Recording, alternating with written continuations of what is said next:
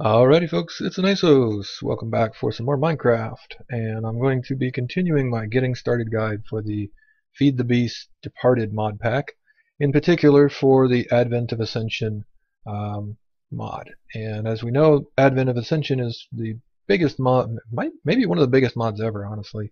But it's the biggest mod in this pack, and it's really what the pack is kind of focused around. So anyway, there we go.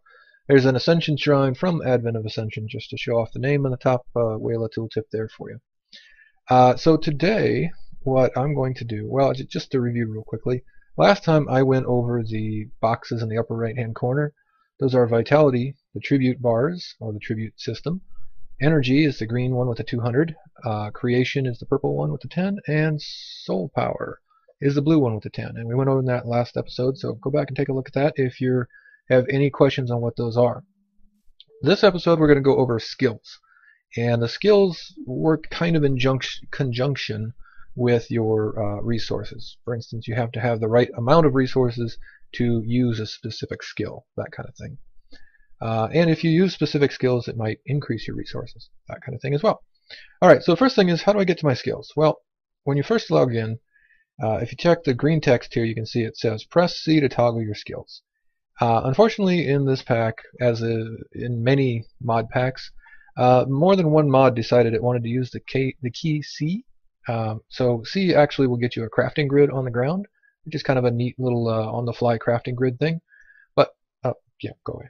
But that means we can't get to the skills until we rebind the key. So to do that, we're going to go Options, Controls, Conflicting. Right now we'll show it because these two are conflicting. So it says C is both Toggle Skills and Crafting Grid. So let's just pick Toggle Skills and hit a different key. And I've been using K for my skills. Skills, SK, whatever. So that's my skill key. And just to show, if you don't have it conflicting, you can go into the All instead of conflicting here. And you can see here's Crafting Grid is a C, and right here, Toggle Skills is now a K. And of course you can reset it to its defaults, etc. So I went over that in the first episode, but of course it's worth repeating here to make sure everybody can get to their skills. There they are in the upper right hand corner. Now I can toggle those on and off, and we're going to go through, well, I'll mention all of them, but honestly 3 of them are either not implemented or brand new. And again, this is, let's see, this is Departed 1.0, Advent of Ascension 2.2.5, I believe. And there are going to be more updates and probably more skills as things go on. So you may find more stuff later, but this is what we've got today. Okay, so K, again, in this case, we'll toggle that on and off.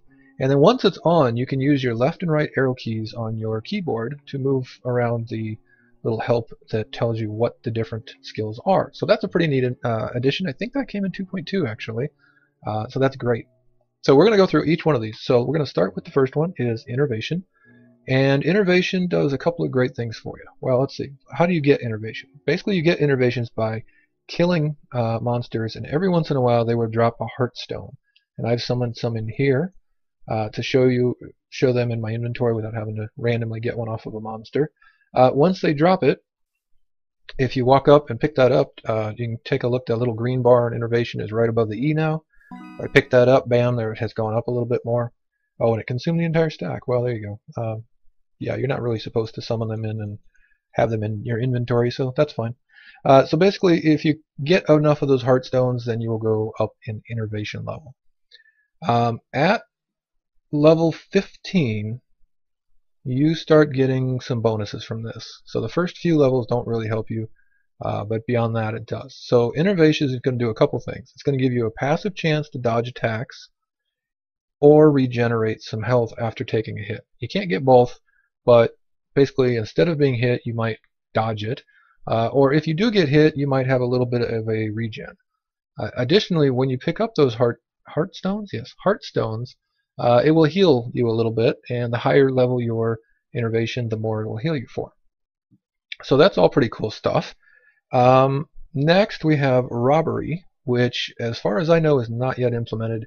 I don't believe there is any way to increase this at this time, and I don't know exactly what it does. But that was just added pretty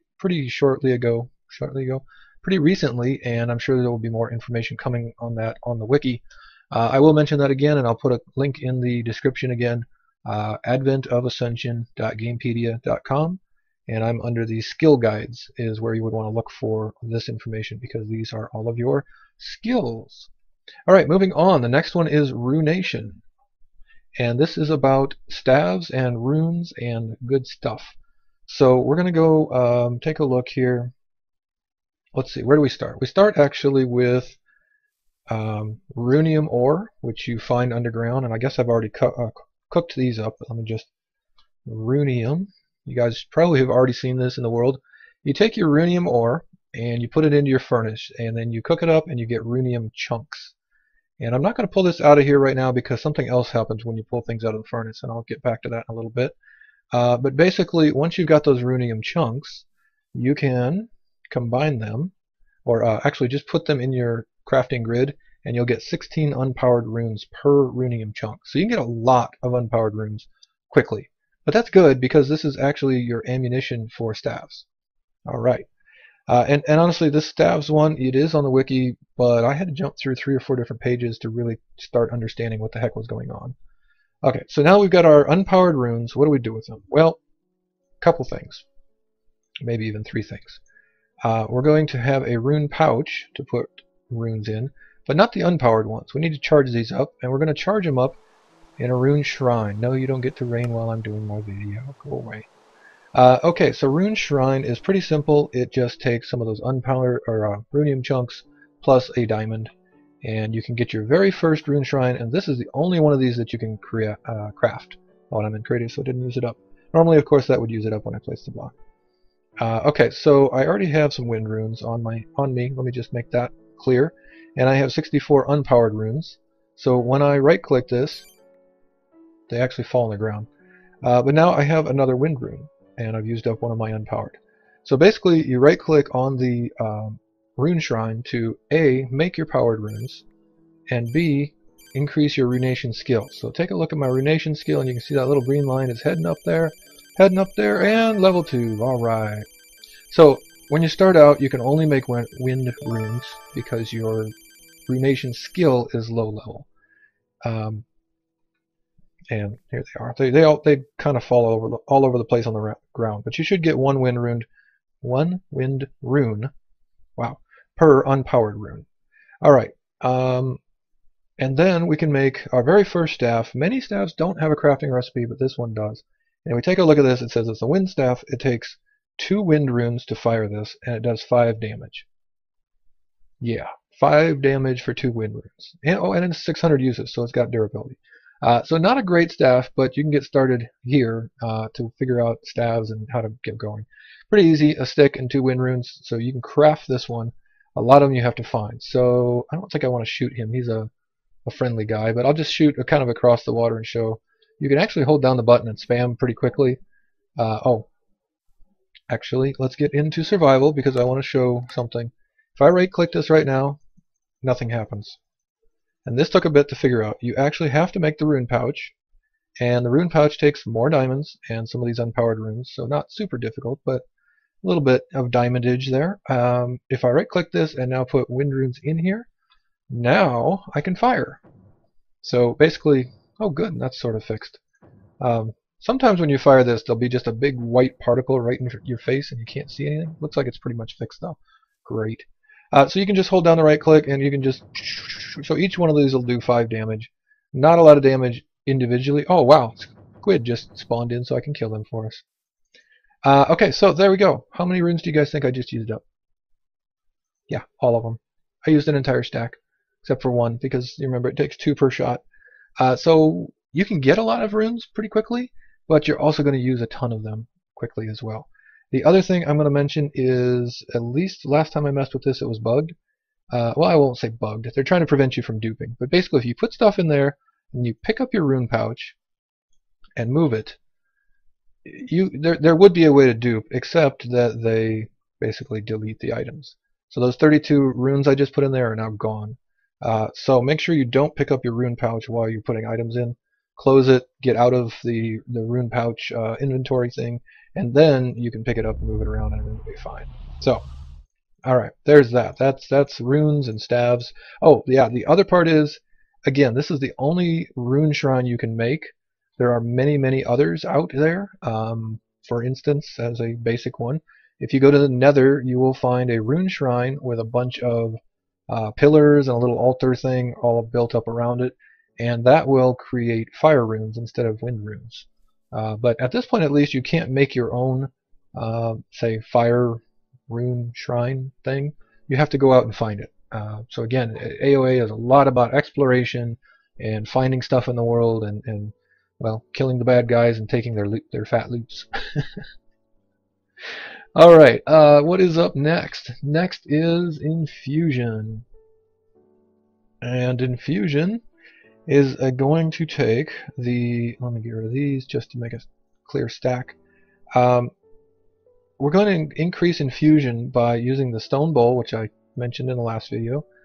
Use this stone bowl, again, cobblestone and gold, ingot, not too tough, on Pixons. And as you do that, you're going to get Infusion stones. And as you get Infusion stones, you can use them on the Infusion table. Kind of. So let me do a little bit of thing here. We're going to place down the Infusion table, and let's look at that.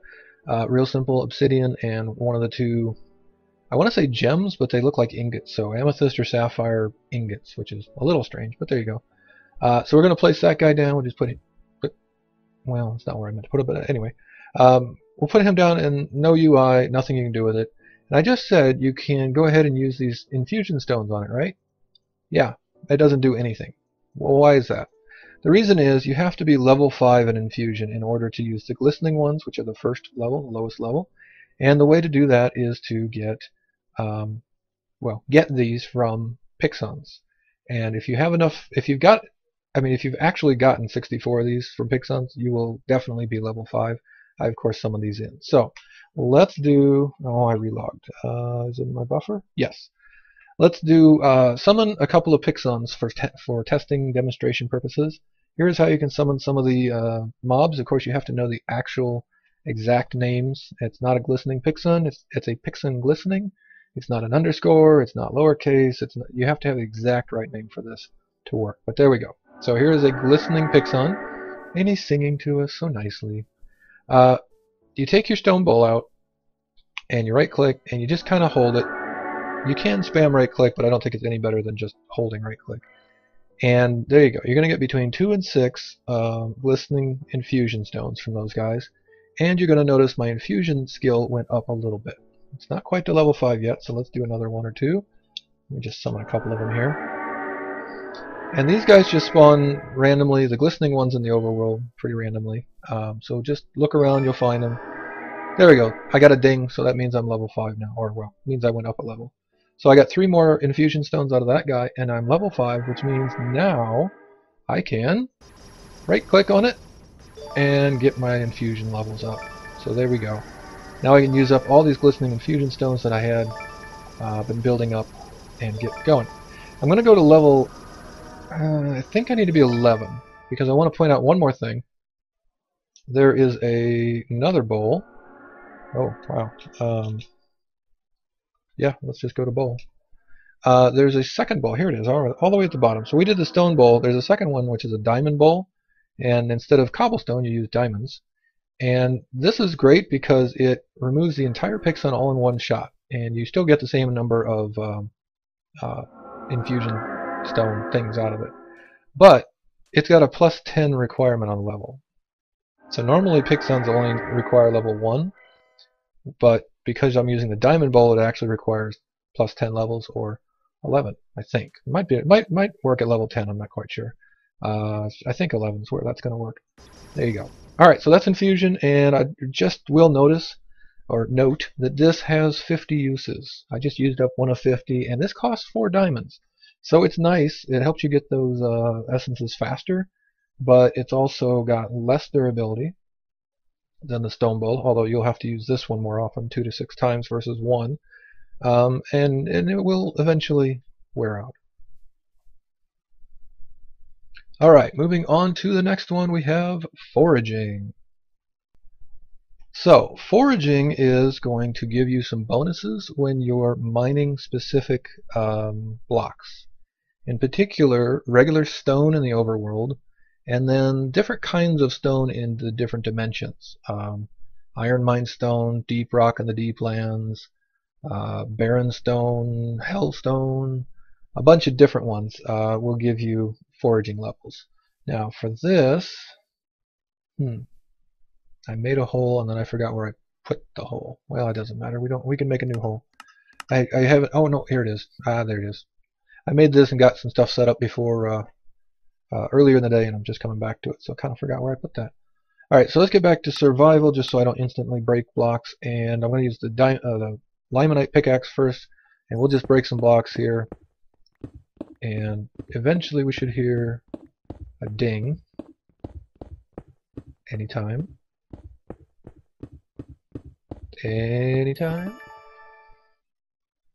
Wow, so that took forever. I cut some of that out because it took a long time. I cleared this entire place out and didn't get a foraging skill up or a drop until just now. So that seems very much lower chance than I remembered. But okay, there you go. I have a solution for this though. Basically what happened is I got a foraging tick and I got this gold nugget right here. You're going to start off getting pieces of coal, 3 of them I believe.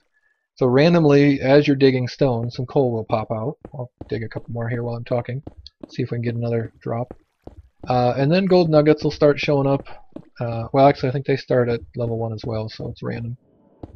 Yeah, this is taking forever. Wow.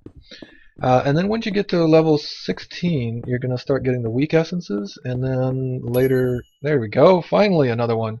We got the coal this time. And a little bit more on level 2 foraging there for me. So that's what you got to do. Of course, you're going to do a lot of mining. You're not going to be just sitting here trying to do it real quickly on a demonstration video, and you probably won't even notice it going by. But there you go. The good news is you can use a Tinker's Construct hammer, or let's say a Terra Shatterer, or whatever else, and you can get your upgrades or your drops this way. So obviously this breaks a much larger set of stone, and there you go. Coal plus iron right there. I'll also mention this is the Infiminer, which I think goes back to Infiniminer, which was one of the predecessors to Minecraft, if I remember right. Anyway, this is in the NEI menu, and you might notice it has plus 2 million or billion or something attack damage. It has effective durability of infinite, and its speed is ridiculous. So anyway, it's a kind of a funny hammer that somebody put into here, but I thought I'd just show it for this. So basically we could just kind of explode. Well, now we got sand. There you go. So ding ding, I got a couple more, and my foraging level is going to keep going up every time I get one of these. Anyway, so there we go. Level 4 foraging, and that's good stuff. Did I get to 5? No. I kind of want 5. I don't know why.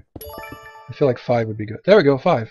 What's this? Oh, this is I just broke into the Thaumcraft dungeon. Whoops. Alright, let me get back into creative and get back up topside, get set up for the next piece, and I'll be right back. Alright, just back on foraging for one more second. I did check the wiki, and it looks like the chance for a drop at level 1 is 1.5%, roughly. So yeah, not a very high chance, but of course if you're using a hammer, you're going to be able to move faster and break a lot of stone all at once. That goes up very slightly as you increase your foraging level, but I think at level 80, level 80 it says you've got 5% chance, so there you go. Speaking of backing up, I forgot one thing I wanted to show you guys about Infusion. So we leveled up our Infusion skill, and we did the essences. I didn't leave any in my inventory. We did the essences, we did all that stuff, but what is the point of doing that? Why do I care? What do I want to do with this Infusion table? Well, it turns out you can right-click on it with glowstone. And there are 3 different modes, and if you just keep right-clicking, it'll just keep cycling through those 3 different modes. But basically, it is going to allow you to enchant your items. And that's pretty cool, right? You can pick specific enchantments. However, to figure out which ones you're going to get, you're going to have to go to the wiki. So when you, let's go back to glistening. When you turn in your glistening infusion stones, there's a very small chance, and as you see I don't have any yet, a very small chance you might get a glistening power stone. So let me just go ahead and cheat one of those in.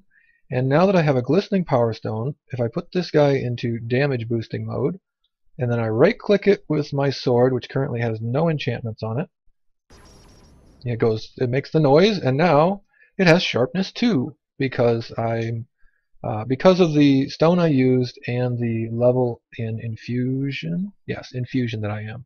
So I just gave my sword sharpness 2, and at this point again, I don't know of any in-game way to know what stone does what, but you can get your glowstone dust here, you can change the modes, but you're going to have to go to the wiki in order to find the proper stone for the proper thing you want to do.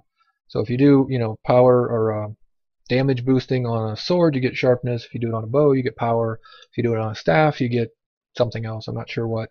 But then let's say you want protection on your armor. Well, that's a different stone, and you're going to have to go to the wiki to see which stone that is. Alright, moving on, we have Augury. Augury, we're going with that. So as you dig and do your foraging skill, again, when you get to level, it's not in front of me, when you get up a little further level, you're going to start getting these weak essences, and then once you get past that, you're going to start getting these molten essence from mining stone, or different types of stone. So for Augury, what we're going to do is use these on the Ascension Shrine, which is this pretty guy right here. Already made him in the first video, nothing special there, just check NEI for the recipe.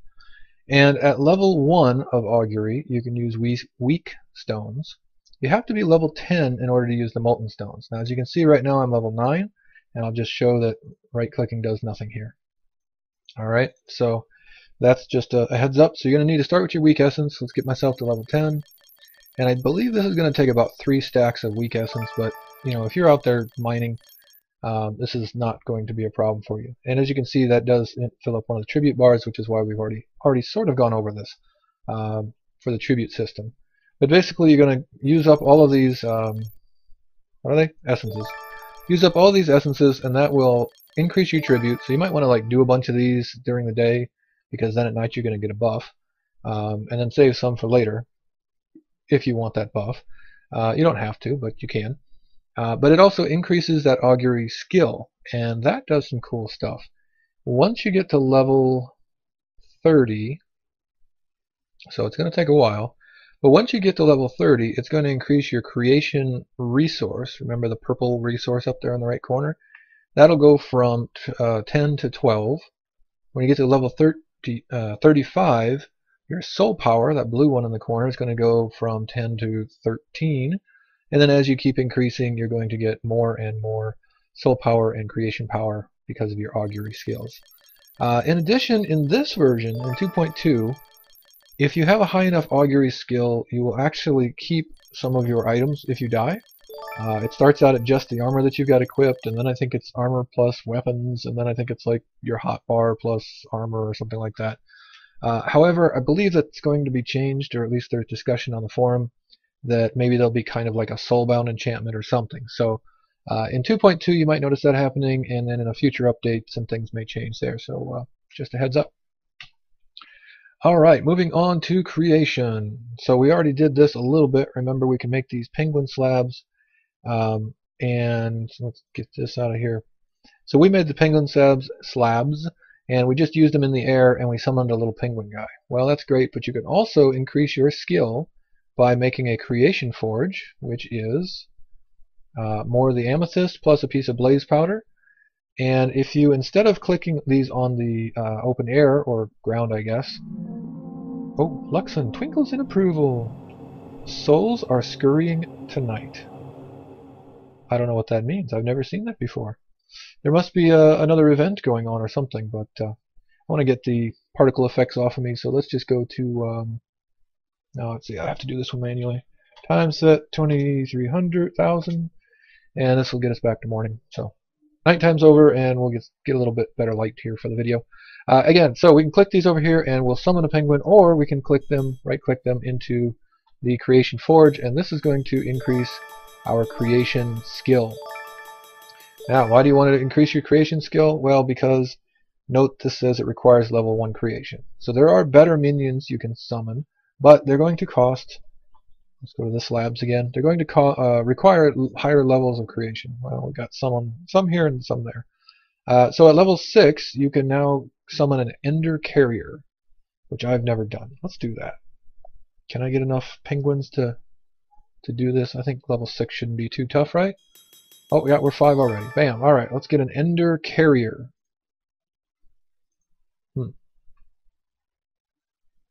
Oh, totally read that wrong. Cost 6 creation. Requires level 70. Yeah, no, we're not level 70. Okay, so just looking through the lower line, set level 74, 80, 70. Looks like 25 is the lowest, other than the first 2 you start with, maybe? Level 10. So Corby and Compeers. Don't know what either of these do, but we could try one real quickly here. Let's sacrifice, or whatever. I guess it's not a sacrifice, but feed the creation slab some more of these. Creation forge some more of these slabs. And level 10. Alright, cool. Let's try a Compeer. What are you? You're... okay. Whatever you are, you are. Now, I do believe that, likewise, you have a requirement that you can't just get super high level ones. So these are working, but I think if I just grab like a high level one, yeah, these won't work. So the same level required for summoning the creature also goes for feeding the creation forge. Alright, you're making weird noises. Goodbye. Go away. Alright, that's creation, and again, summoning a couple of pengies early on can be super helpful to you if you can get that going. And I presume leveling that up and getting it going further is going to be awesome as well. Okay, hunters, I talked a little bit about before. Let me just summon one guy in since I figured out how to do this now. And you guys can see here, magic. Bam. So this guy it's in peaceful. Let's get to easy mode so that he won't immediately despawn. Bam. This guy is normally in extreme hills, I think. And again, you can see the crossed swords above his head mean he's a hunter mob. You have to be the right level of hunter to hurt this guy. Now, magics are level 1 hunter mob, so you can hurt this guy right away. And I've got a pretty amazing sword here I just summoned in, so he dies in 1 hit. And that helped my hunter level just a teeny tiny little bit. Let's do that one more time and take a look at the hunter level. So right now we're just between the U and the N on the hunter level there. We kill this guy and bam, now we're up to the middle of the N. And that's how you increase your hunter level. Now, once you get high enough level, then you can go to... I had this set up earlier and then I closed it all down. Here we go. Then you can go to Savannah, Desert, and Taiga, and there are higher level hunter mobs in these biomes. And that's why you don't want to start in these biomes, because you're not going to be able to kill sphinxes and this little unicorn thing. Not unicorn, but a bunch of these mobs that spawn here, you're not going to be able to kill early on because of the hunter restrictions. Additionally, I'm just going to mention on blood moons, you're going to have these guys, which are really annoying to kill, but you can. The blood mists and the lingers out, and they all count as hunter mobs as well. So this is another way to get some hunter skills up sort of early. You're definitely going to want to make sure you have some things, some armor and some decent weapons before you try to take those guys on. But that's where you start to get your hunter levels up. Alright, moving on, and this is going to be a long video, sorry, or not sorry, whatever. Volcanism is brand new. This is brand new in 2.2.5 that went out with the Departed 1.0 release. I have no idea what it does or how to level it up, or if it's even fully implemented yet.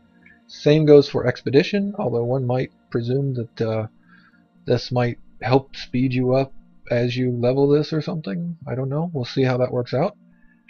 Califaction is the same thing as that Vitality guy up there. Remember we drank our hot tea, and that got up my Vitality meter to go up. I can't drink it when I'm in creative. Oops. Survival, please. There we go. There we go. So we got a little bit of the Vitality meter up there on the top going up. Come on. There we go. So the tea helps to get your resources going. Let's go back to creative just so I don't have to worry about anybody bugging us. But the Califaction is the skill level that goes along with that. Now on the wiki right now it calls them both Vitality, and as I mentioned last time, this used to be, the resource used to be temperature, and I don't think there was a skill. So it kind of goes with hot things. So if you stand near a heat lamp, stand near a torch, maybe get into a desert or something, I'm not sure, or have that tea, that's going to help your vitality resource go up. And once that's up high enough, it's going to give you a passive crit chance and a damage bonus. Well, how much of a damage bonus and passive crit chance do I get? Well, that's based on your califaction skill. So one way to, maybe the only way, I'll look this up in just a second. One way to increase this is to cook things. So right now I'm level 13, and the bar is between the A and the C. If I pull out a stack of runium chunks, you hear the ding, and now I'm level 14 and halfway through that level. So cooking just like stone is okay. Cooking limonite or runium, which is really, really common, is better. But then if you start cooking sapphires and jade and amethyst and all that, that's actually going to be even better for you. So make sure you cook these, and also, at least in the last version, you had to click on this and pull it out, get it on your mouse, and then drop it in here. Don't shift click, otherwise you may not get the experience. I'm thinking they fixed that, but either way, just be careful. Hello, Sasquatchy. Sorry, Cyclops. Couldn't tell you from behind. Yeah. Anyway, so apparently I'm not on peaceful anymore. Last one. Here we go. Anima. Let me look up one thing. Be right back. Okay, I'm back. Told you it'd be really quick. I just wanted to double check and see if I missed anything on califaction. I think I got that covered. And Anima, we're going to do really quickly. So as you farm and break crops, randomly you're going to have these Anima stones drop. And again, I think this is going to consume the stack just like it did with the heart stones. Normally you would not have these in your inventory ever. I just have them to show you guys. So as you break crops, the little blue guys are going to drop. And check my Anima skill. Alright, people are making noise. Dang it. Go away. Check my little blue Anima skill there. It's currently just a teeny tiny little green line over the A. And if I grab that now, it's over the N. So as you grab those, that's going to increase your Anima skill. Why do you want to increase your Anima skill? Well, you want to use that with the tablets. So the tablet of night vision requires level 1 Anima and costs 8 soul power. The invisibility we already went over costs 5 soul power and requires level 1 Anima. If we look up tablet, we will find there are several others that require much higher level of Anima. So you want a strength buff for 3 minutes, you need 50 Anima, which means get to farming. Do lots and lots of farming. Fire resistance, that would be a really good one for the nether, right? 9 soul power and 20 Anima. So farm to get your Anima up, and soul power, 9 soul power you can do right off the bat, but you may want some more. So work on getting the Augury level up, which means you got to do some mining so you get some essences, so you can turn them into the shrine thing, forge, shrine, whatever. One of these things. I think it's this one, Ascension Shrine. And that'll increase your creation power as you get the Augury up high enough levels. I think that's about it. I think we've covered all the skills. It only took like, what, 3 hours? No, okay. Not quite 3 hours, but yeah, there's a lot of skills. And I'm expecting there's more to come because, you know, again, Robbery, as I know it, is not fully implemented. It shows up here, but it's not in the wiki yet. And as far as I know, there's no way to increase that, or Volcanism, or Expedition. Pretty excited about Expedition. I don't know if I want Volcanism, which looks like being a vampire or something. I don't know. Expedition sounds cool because hopefully you'll be able to move faster and maybe get step assist. I have my sash on again, but you know, step assist up and down, stuff like that. I don't know what it's going to be, but that's my guess. Hopefully it will be something pretty cool. Alright, as I said in the last few videos, the last couple, hope this is helpful to you guys. There's a lot of stuff in Advent of Ascension, cool guns and boss fights and dimensions and all the things, but that's the skills guide. So we talked about now the resources and tribute and the skill guides that go with it. And as I said, of course, that's going to change as time goes on. But that's it for today. Hope you guys found this useful and hope you enjoyed the video. I'll see you next time.